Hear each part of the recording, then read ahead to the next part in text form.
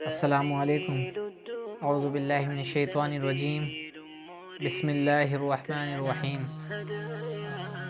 ہر ایک بندہ عبادت تو کرتا ہے، لیکن عبادت کے بعد دعا بہت سے مانگتے ہیں، بہت سے نہیں مانگتے ہیں۔ ہم نے مسجدوں میں بھی دیکھا ہے کہ انسان نماز پڑھ کر فرض پڑھے اور فوراً اٹھ کے چل دیا اور دعا نہیں مانگی۔ اگر یہی سوال کسی غیر اللہ کے دربار میں ہوتا، یعنی کہ اس سے مانگا کرتے، تو لوگ باغ اس کے پاس آ کر مانگتے اور اس سے لیتے۔ اور ایک اللہ کی ذات ایسی ہے جو خود کہتا ہے کہ بندے مجھ سے مانگ، میں دوں گا، لیکن ہم اس سے نہیں مانگتے۔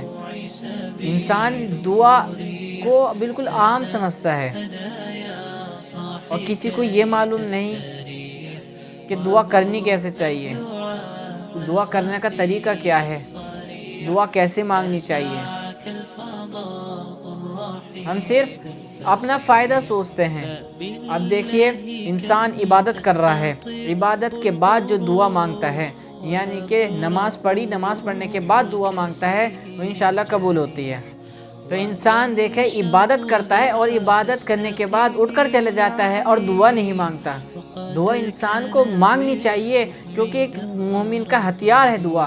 دعا سے تقدیریں بدل جاتی ہیں، دعا سے انسان کچھ بھی کرا سکتے ہیں اللہ تعالیٰ سے۔ تو اس لیے ہر ایک انسان کو دعا میں زیادہ سے زیادہ وقت دینا چاہیے۔ اب اگر ہم اللہ تعالیٰ تو یہ کہتا ہے کہ تمہارے گھر میں اگر نمک بھی ختم ہے تو وہ بھی مجھ سے مانگو، اور ہم غیر اللہ کے سامنے ہاتھ پھیلا دیتے ہیں، لیکن اللہ سے مانگنے کو تیار نہیں۔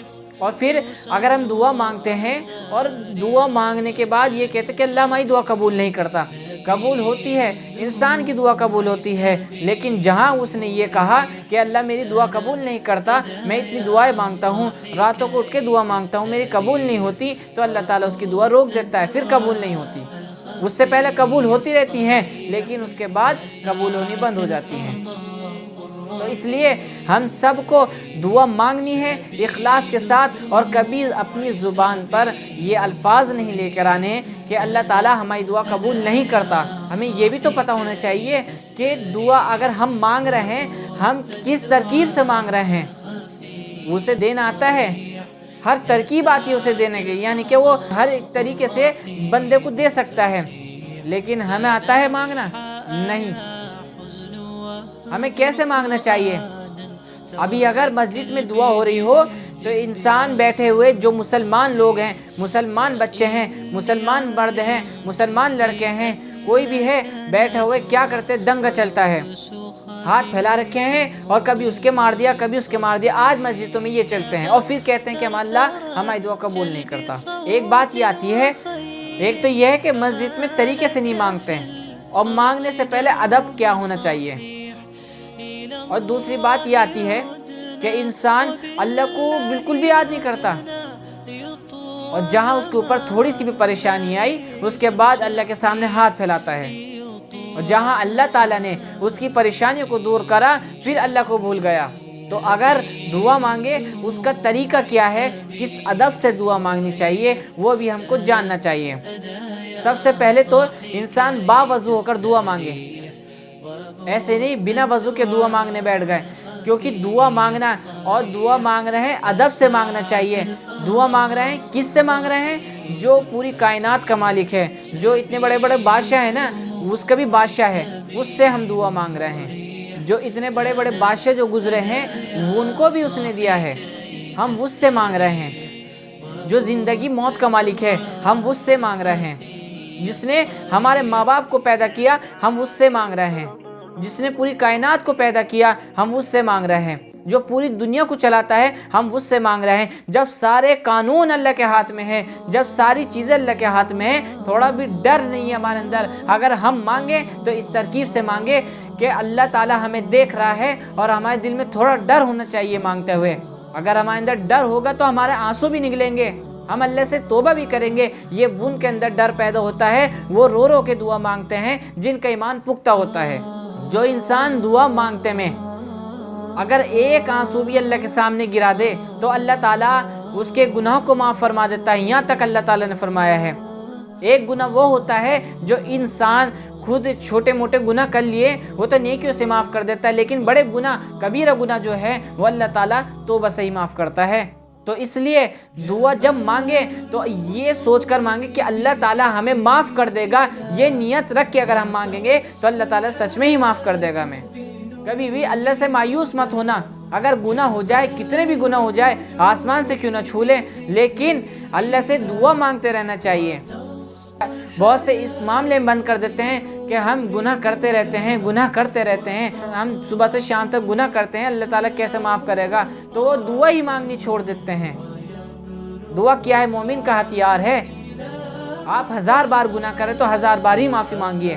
और दुआ कैसे मांगनी चाहिए? बावजू हो, सिर ढका हुआ हो, अदब से अल्लाह के सामने बैठे हुए हों, सामने अल्लाह ताला के हाथ फैलाए हुए हों और अल्लाह की तारीफ बयान करते हुए हों। अगर कोई भी इंसान किसी बड़े मालदार के पास, अमीर के पास जाता है और वहाँ पर जाकर सबसे पहले उसकी तारीफ करता है कि आप बहुत अच्छे हैं, हमने आपको देखा कि आप ये काम करते हैं, ऐसे इंसान बहुत कम रहते हैं, इतनी तारीफ उसकी, ताकि वो इंसान अगर उससे कुछ काम पड़ जाए तो वो उसके काम आ सके। तो ऐसे ही अगर हम अल्लाह ताला से मांग रहे हैं, अल्लाह ताला के सामने दुआ कर रहे हैं, तो सबसे पहले अल्लाह की तारीफ बयान करनी चाहिए। क्या बयान करनी चाहिए? कि अल्लाह देने वाला तू है। अल्लाह, हम अपने गुनाहों का इकरार कर रहे हैं। अल्लाह ताला सबको तू देता है, हमें भी तू देगा। हमें इतनी उम्मीद है कि तू हमें खाली हाथ नहीं भेजेगा। तू बादशाहों का बादशाह है। ये दुआ आप सबसे पहले अल्लाह की तारीफ बयान करें। फिर अपने गुनाह अल्लाह के सामने रखें कि अल्लाह, हमने जो गुनाह किए हैं ये दिन के उजाले में किए हैं, रात के अंधेरे में किए हैं, खुल्लम खुल्ला किए हैं सबके सामने और करते आ रहे हैं। अल्लाह ताला उस गुनाह को माफ़ कर दे। उन गुनाहों की माफ़ी मांगिए।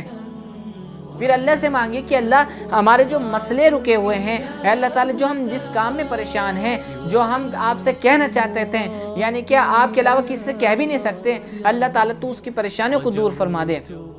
सबसे पहले अल्लाह की तारीफ बयान करना। अगर आप अल्लाह की तारीफ बयान करेंगे तो अल्लाह ताला भी कबूल करेगा। और सबसे पहले आप सल्लल्लाहु अलैहि वसल्लम के दुरूद पढ़ा करें, दरूद शरीफ पढ़ें, पढ़ने के बाद अल्लाह की तारीफ बयान करें। उसके बाद आप अल्लाह से रो रो कर दुआ मांगे, रात को तहज्जुद में दुआ मांगे।